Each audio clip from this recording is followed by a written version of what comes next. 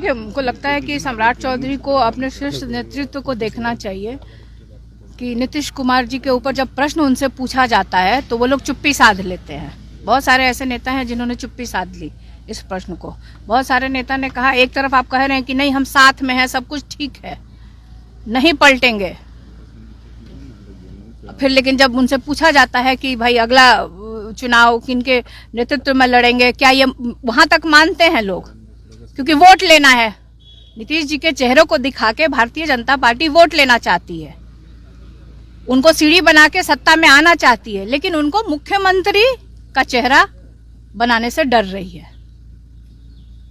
लेकिन आप लोग ऑफर दे रहे हैं तो आप हम लोग कोई ऑफर नहीं दे रहे हैं। मैंने कल भी कुछ लोगों ने मुझसे, मीडिया के भाइयों ने मुझसे भी प्रश्न पूछा था। मैंने ये कहा कि देखिए, वो दो दोस्त हैं, दोनों आपस में क्या बात करते हैं, शब्दों का प्रयोग करते हैं कि इशारे में बात करते हैं, क्या बात करते हैं, ये दोनों लोग ही समझे। लेकिन सम्राट चौधरी तो कह रहे हैं स्थापित करना चाह रहे हैं तेजस्वी यादव। नीतीश कुमार कह रहे हैं कि 2 बार गलती हो गया। देखिए, 2 बार तो नीतीश कुमार जी ने तेजस्वी जी को स्थापित कर दिया। सम्राट चौधरी को यह भी सोचना चाहिए कि उनके पिताजी में इतनी शक्ति नहीं थी सम्राट चौधरी को स्थापित करने के लिए। उनको स्थापित करने वाले लालू प्रसाद यादव जी हैं। तो जब सम्राट चौधरी को और बिहार के युवाओं को स्थापित कर सकते हैं लालू प्रसाद यादव जी, तो अगर अपने बेटे को स्थापित करना चाहते हैं और बिहार की जनता चाहती है ऐसे युवा को स्थापित करना बिहार में, जिसने वादा किया था कि जब हम चुनाव में जीत के आते हैं और आप उनको मौका देते हैं तो हम 10 लाख सरकारी नौकरी देने का वादा उन्होंने किया था। और जब नीतीश कुमार जी ने तेजस्वी को मौका दिया, उप मुख्यमंत्री बनाए, तो उन्होंने वो करके दिखाया। तो इसमें क्या हर्ज है?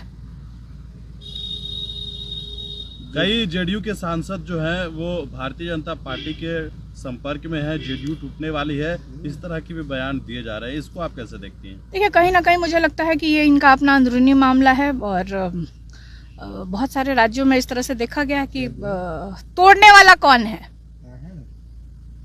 गौर करने वाली बात होगी कि तोड़ने वाले तो आप मतलब इशारा कर रहे हैं भारतीय जनता पार्टी को ही ना, क्योंकि जो बयान आया है। हाँ, तो भारतीय जनता पार्टी को ही आप कह रहे हैं ना, उन्हीं की ओर आपका भी इशारा है। और आप उदाहरण भी है, आप देख लीजिए महाराष्ट्र में क्या हुआ। महाराष्ट्र में किस तरह से उनका वही स्थिति मुझे लगता है कि आदरणीय मुख्यमंत्री नीतीश कुमार जी का भारतीय जनता पार्टी करना चाहती है। मैम, आप पार्लियामेंट की मेंबर हैं। प्रियंका गांधी को लेकर रमेश बिधूरी कह रहे हैं कि एक बार हमको मौका दीजिए तो हम प्रियंका गांधी के गाल जैसी सड़क बनाएंगे। देखिए, ये गलत बयानी है। इस तरह का बयान से उनको बचना चाहिए। खासतौर पर मैं बार बार कहती हूँ, अक्रॉस द पार्टी, मैं राष्ट्रीय जनता दल की सदस्य हूँ और नेता हूँ और मेंबर ऑफ पार्लियामेंट हूँ, मुझे मौका मिला है, तो वो अपने दल की महिलाओं के खिलाफ भारतीय जनता पार्टी इस तरह के जो बयान आते हैं उसके खिलाफ हूँ।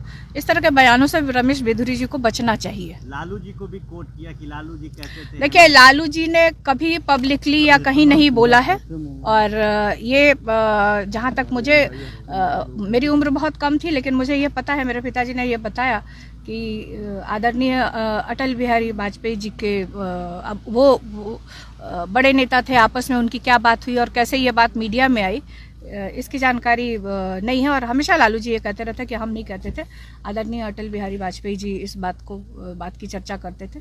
लेकिन आज इस तरह से गलत बयानी रमेश बिधूरी जी को नहीं करना चाहिए और मुझे लगता है कि मीडिया के सामने और देश की जनता के सामने उनको माफ़ी मांगना